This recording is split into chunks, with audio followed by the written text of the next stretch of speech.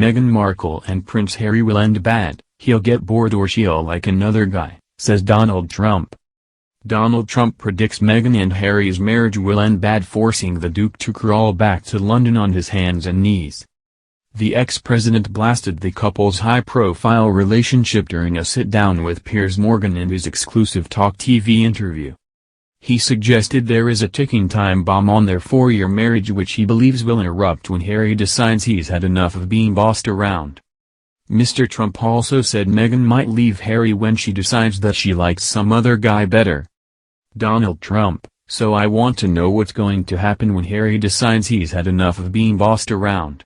Or maybe when she decides that she likes some other guy better.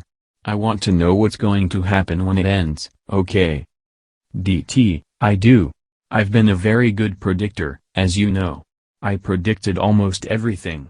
It'll end and it'll end bad. And I wonder if Harry's gonna go back on his hands and knees back into the beautiful city of London and say, please. You know, I think Harry has been led down a path. DT: I'm not a fan of Meghan, and I wasn't from the beginning. Poor Harry is being led around by his nose. And I think he's an embarrassment. And I think when she spoke badly of the royal family, but in particular the Queen, you know, I met the Queen. It was supposed to be for 20 minutes.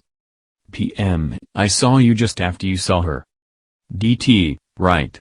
It was supposed to be just a quick meeting. And it was beautiful. The pomp and ceremony, nobody does it like the English. I don't know what it is. But nobody does it.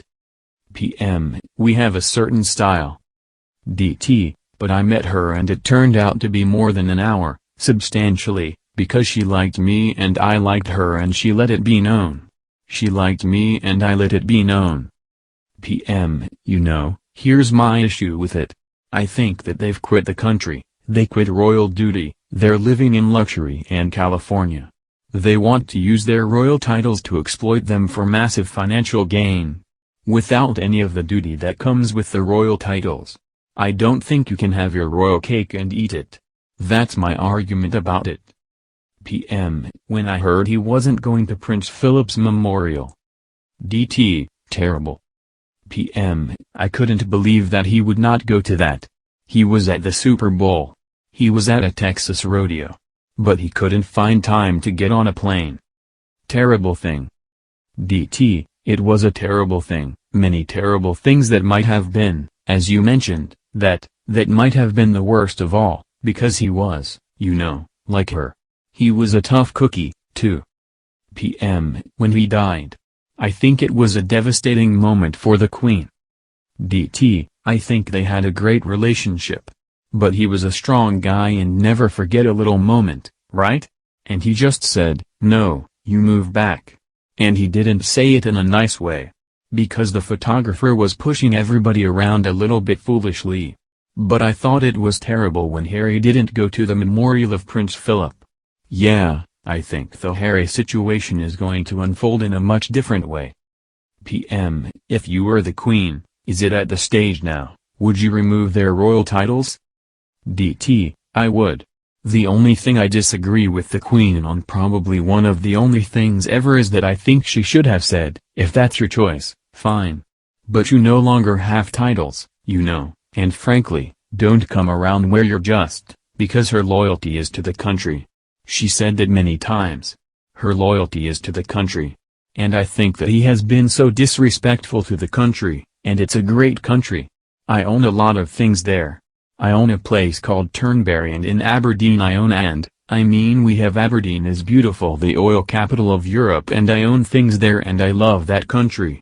It's incredible. In Scotland, I love Turnberry, I love what I did there. I built things there. DT: Harry is whipped. Do you know the expression? PM: I'm familiar with the phrase. DT: I won't use the full expression, but Harry is whipped like no person I think I've ever seen. PM: the most whipped man in the world. DT: I dunno, that's gonna be a big one, but he is a whipped man.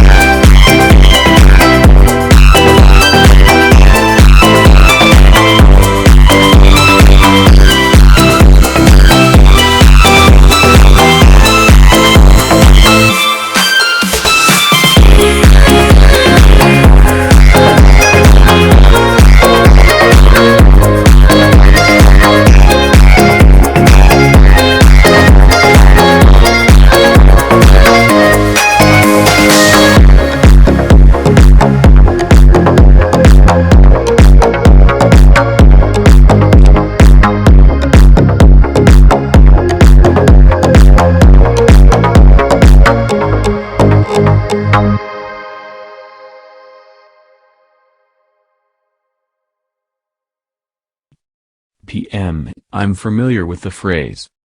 DT, I won't use the full expression, but Harry is whipped like no person I think I've ever seen. PM, the most whipped man in the world. DT, I dunno, that's gonna be a big one, but he is a whipped man.